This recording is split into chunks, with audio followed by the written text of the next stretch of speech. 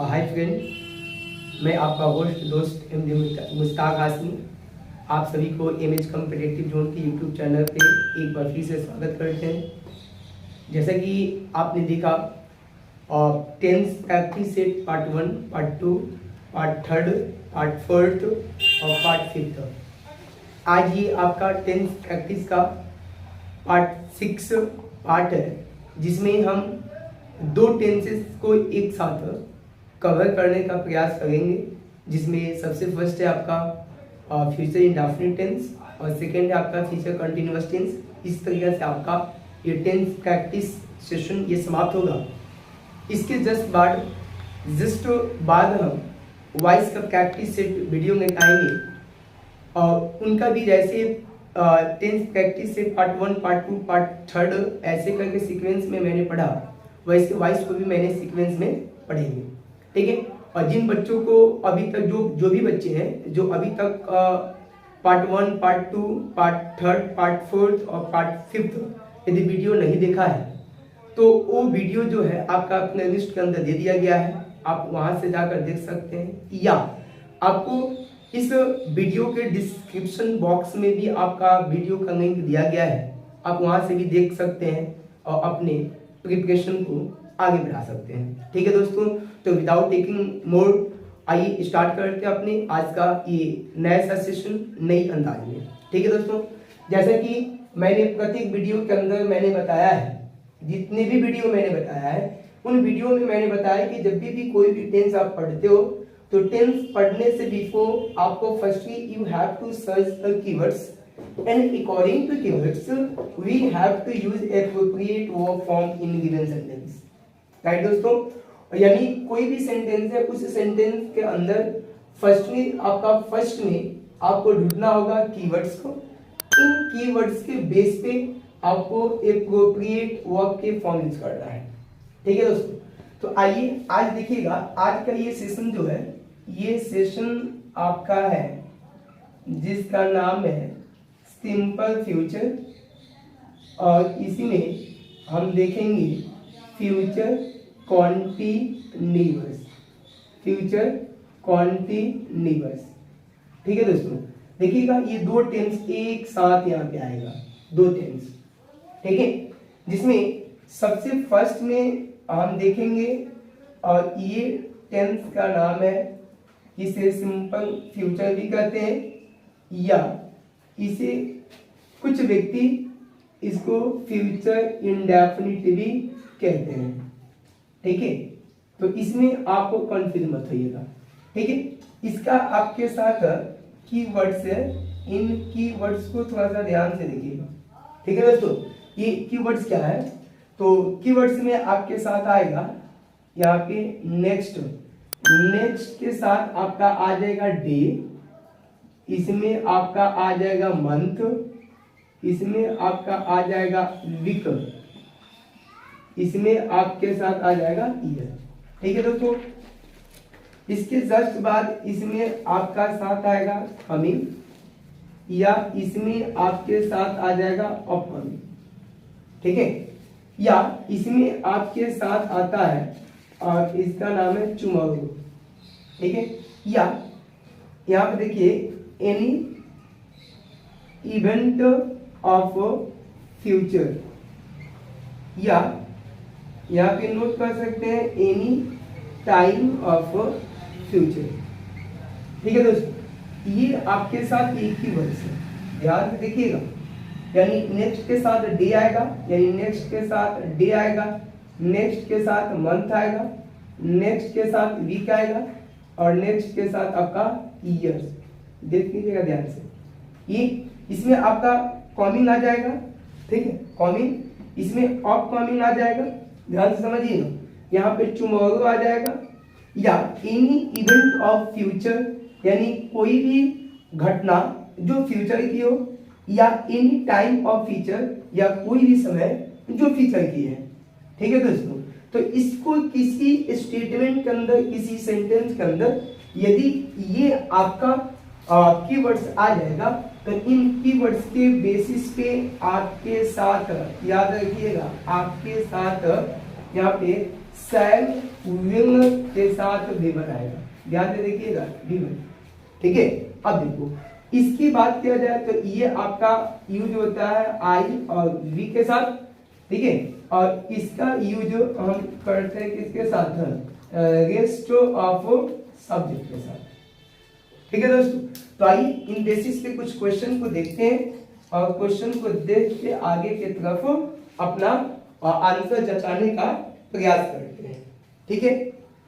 यहाँ पे क्वेश्चन है आपके साथ, D dash net exam, they dash net exam next year, ठीक है।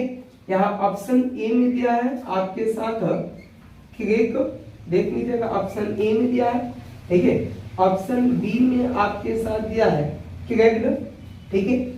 ऑप्शन सी में आपके साथ दिया है विल क्रेक्ड, ठीक है। ऑप्शन डी में आपके साथ दिया है, ऑप्शन डी में आपके साथ दिया है आपका ऑप्शन डी आपका ये दे दिया है, ठीक है दोस्तों।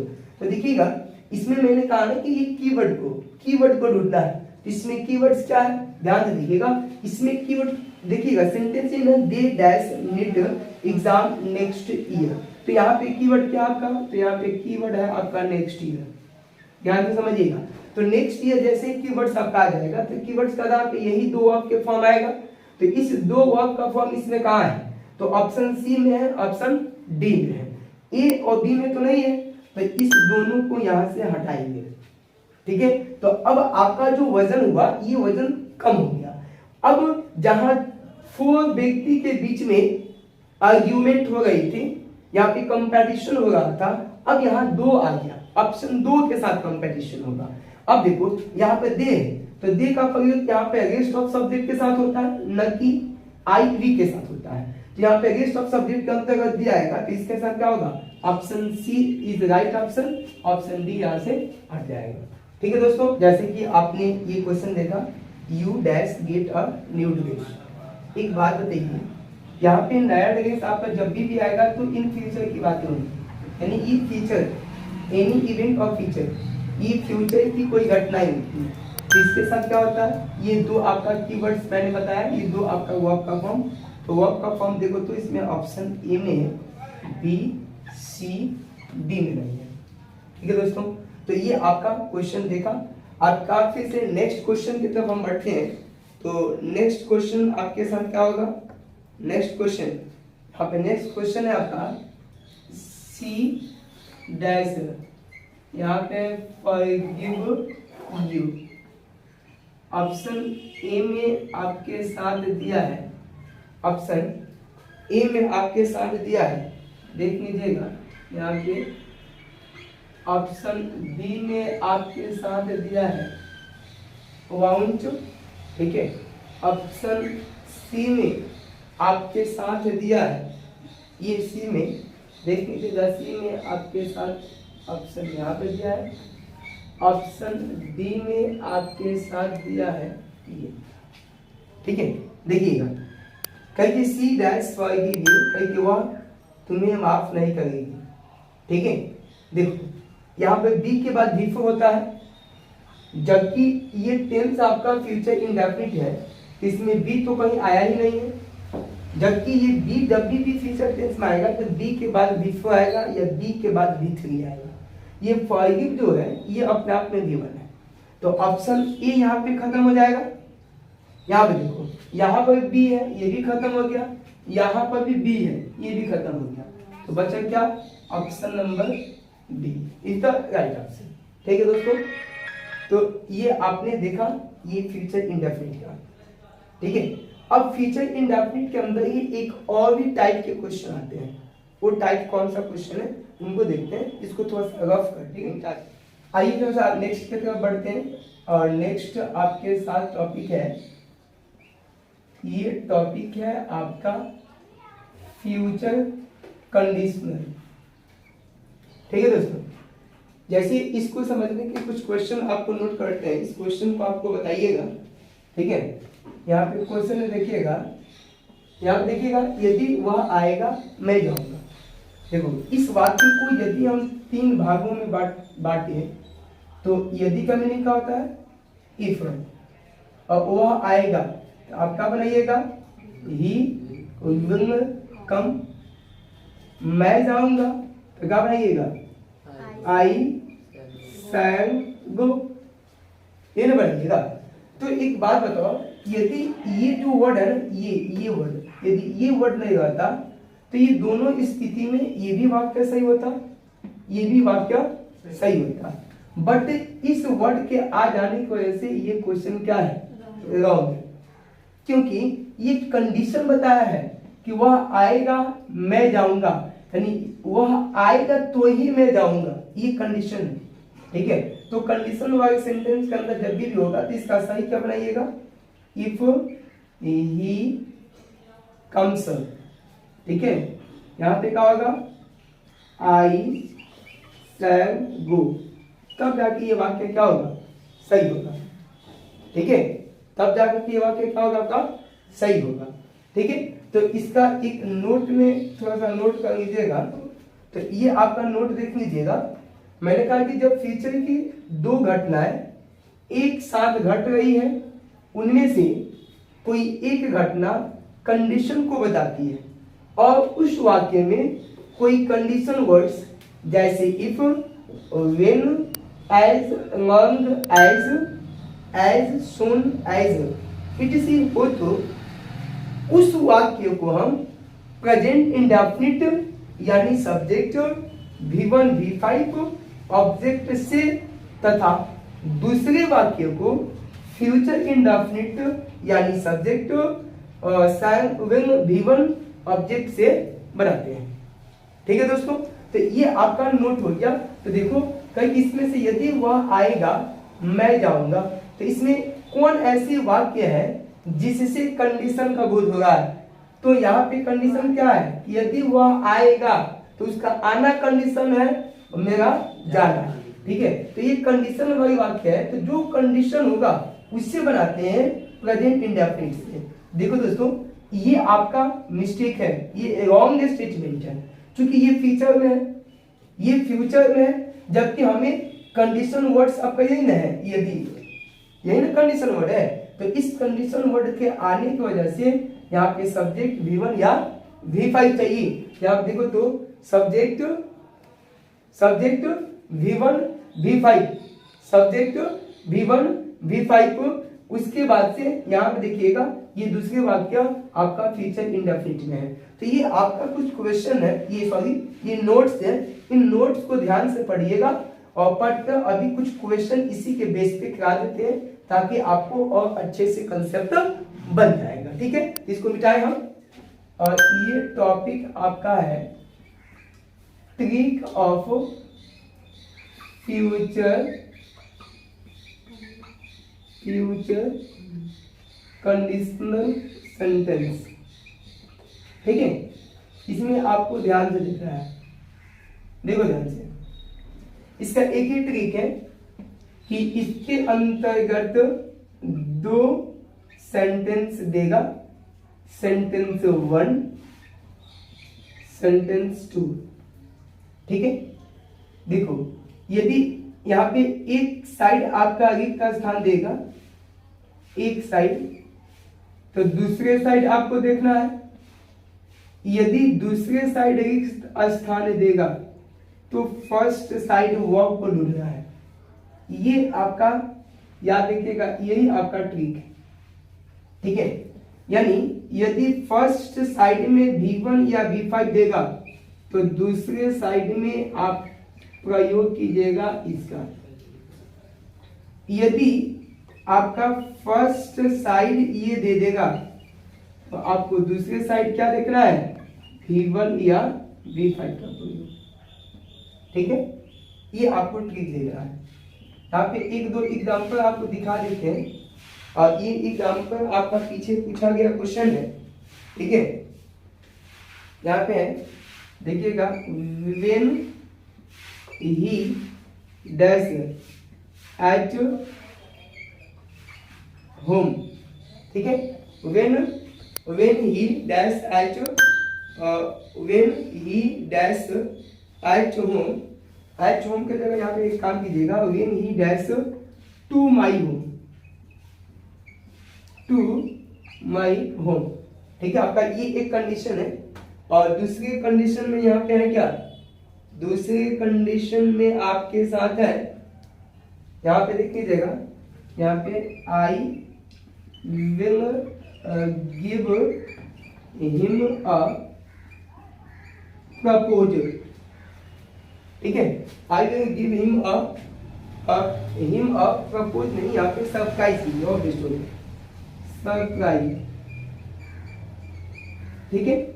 यहाँ पे ऑप्शन ए में दिया है आपके साथ कम, ऑप्शन बी में दिया है कम्स, ऑप्शन सी में दिया है वेलकम, ठीक है। और ऑप्शन डी में आपके साथ दिया है क्या। देखो ध्यान से, आपके यहाँ पे फर्स्ट पार्ट के साइड आपका रिक्त स्थान है, ठीक है। तो आपका ध्यान किधर जाएगा, दूसरे साइड। तो दूसरे साइड में देखो, तो यहाँ पे देखो दूसरे साइड, तो फर्स्ट साइड का होगा V1 या V5। अब देखो V1 V5 कौन है, तो ये तो आपका होगा नहीं, ये V2 है, ये भी नहीं होगा। तो ऑप्शन ए और बी में होगा। तो यहाँ पे ही जो है ये थर्ड पर्सन है और सब्जेक्ट छोटा है, तो वर्ब क्या होगा, बड़ा वर्ब होगा। यहाँ पे ऑप्शन क्या होगा, बी, इसका कोई आवश्यकता नहीं। समझ में आया। एक और क्वेश्चन दिखा देते हैं, एक और क्वेश्चन देख लीजिएगा। यहाँ पे दिया है आई डैश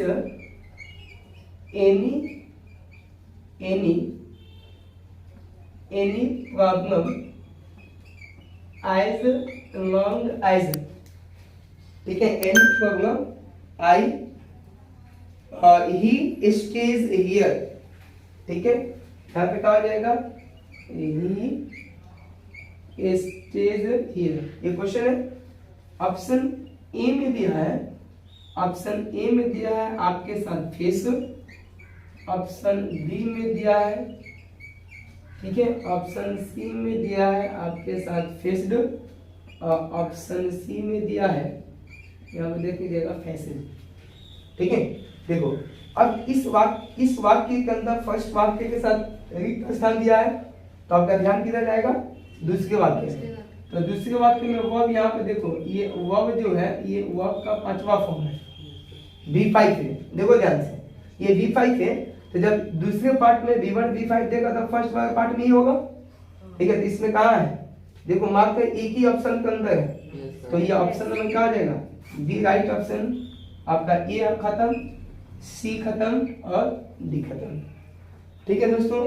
इससे भी आपको दिक्कत होता है, तो जो आपको कंडीशन वर्ड आपने नोट में नोट करवाया है, जिस सेंटेंस के साथ होगा वो सेंटेंस में हमेशा V1 V5 आएगा। जैसे यहाँ पे वेन हो गया, यहाँ पे देखो वेन है, यहाँ पे देखो एज मॉन्ग एज है, तो इस वाक्य के साथ ये है, ठीक है। ये आपका इस वाक्य के साथ है, ठीक है। तो जिसके साथ कंडीशन वर्ड होगा ना, ये कंडीशन वर्ड वाले जितने भी सेंटेंस होंगे ना, वो सेंटेंस में V1 V5 का प्रयोग होगा। कब, जब उधर फ्यूचर टेंस का प्रयोग होगा, सिंपल फ्यूचर का होगा तब। समझ में आया।